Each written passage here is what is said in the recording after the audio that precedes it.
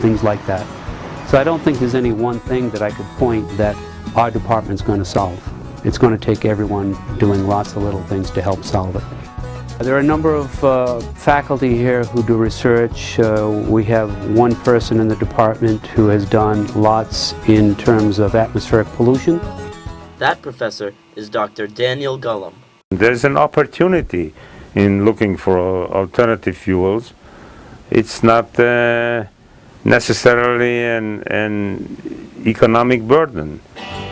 Money is one of the most important short-term factors. However, there will be fewer harmful long-term effects from a renewable energy source. Many among the UMass community believe that ethanol, a chemical that is compatible with current gasoline engines, is only a temporary solution and not the answer to our energy needs. Ethanol is not like mineral oil that you find it in the ground, you know, and you dig for it and it gushes out. It has to be produced. It's a gleam in the eyes of farmers and big agribusiness because they want to sell their product. But it is not a solution for our energy problem. I find that obscene. I wouldn't consider it. According to some local automotive dealerships, much of the initial shock has appeared to wear off. People are beginning to accept the higher prices and adjust accordingly. With that said, this may be an ideal situation to divert resources to funding research towards a more sustainable source, such as solar energy. Good day, sunshine.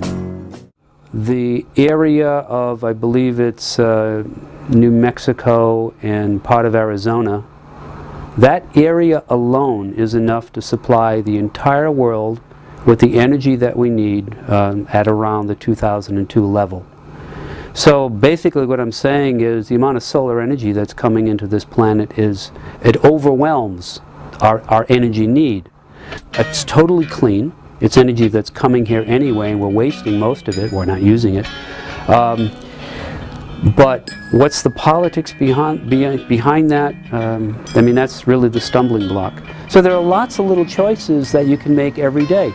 Do you drive an SUV that gets 10 miles per gallon, maybe 12 miles per gallon? Or do you try to get a hybrid that gets 50 miles per gallon?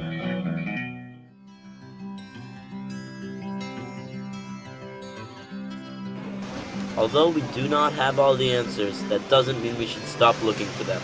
The more conscious we all are when it comes to sustaining the world we live in, the better chance we have at preserving our future. We have to realize that it's our future. Not so much mine as yours. Not so much yours as your children. And, you know, it's what we're handing down to our kids.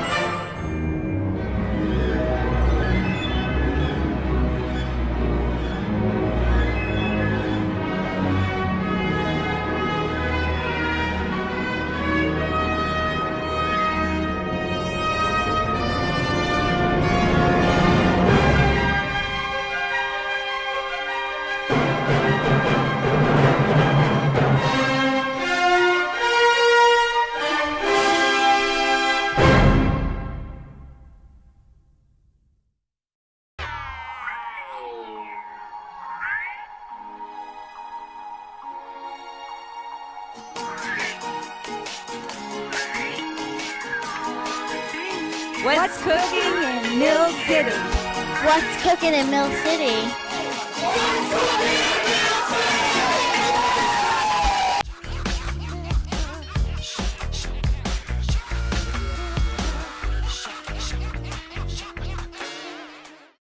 The Lowell Parks and Conservation Trust is planning to capture the Concord River's history by making its last mile available to Lowell's people. The Greenway will be located on the east bank of the Concord, on the abandoned path of an old railroad. Chad Montree is involved in this project. I'm actually working with the Lowell Parks and Conservation Trust as an historian to develop sort of an historical component to it. We want to know about the social history of the river corridor area. There are 4 major neighborhoods in the area and then the river itself. And we want to sort of know about, who are the people that have lived there over time, what kinds of relationships that they had with the river, with the land, what kinds of jobs did they do, how are they sort of integrated into the economy in Lowell in general, or more specifically in that part of the city. The Greenway will provide the missing link in the 200-mile Bay Circuit Trail.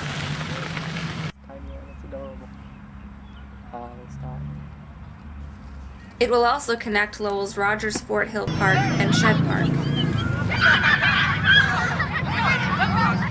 The almost 2-mile multi-purpose trail will provide public access to the Concord River for activities like walking, biking, fishing, birdwatching, whitewater rafting, and kayaking. When Henry David Thoreau took a trip with his brother in the 1830s to just be in a boat for 2 weeks. They went up the Concord River, starting from Concord, Massachusetts, and then ended up on the Merrimack and in New Hampshire. But they skipped this part of the Concord River and they go in the canal because they don't want to see this city and the industry. It's not sort of what they had in mind for the vacation, and that's sort of just one example of sort of the neglect of the river.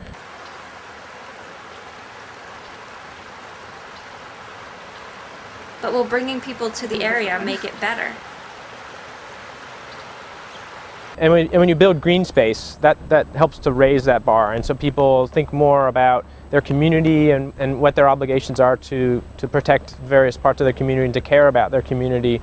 So the Lowell Parks and Conservation Trust is interested in putting parks in different places, or soccer fields in different places, because it's about community integrity, and that's a foundation for making people care about the environment. So if they're not throwing trash all over as they do now along the river, then that helps the aquatic life, and it helps the other animals that occupy the banks or could occupy the banks of the river as habitat.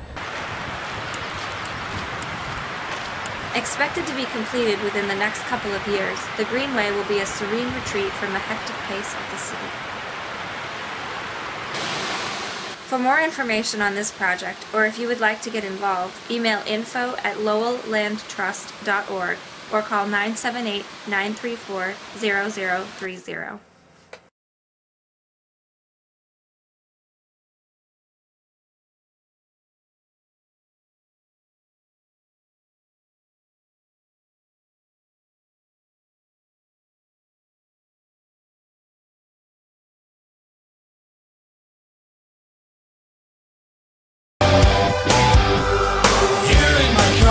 I feel safest of all. I can lock all my doors, and it's the only way. With gas prices soaring to $3 a gallon with no sign of a decline, just how much are you spending at the pump?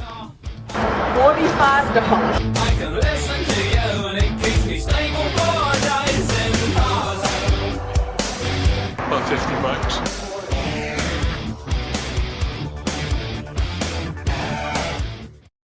$60 to $80 a week.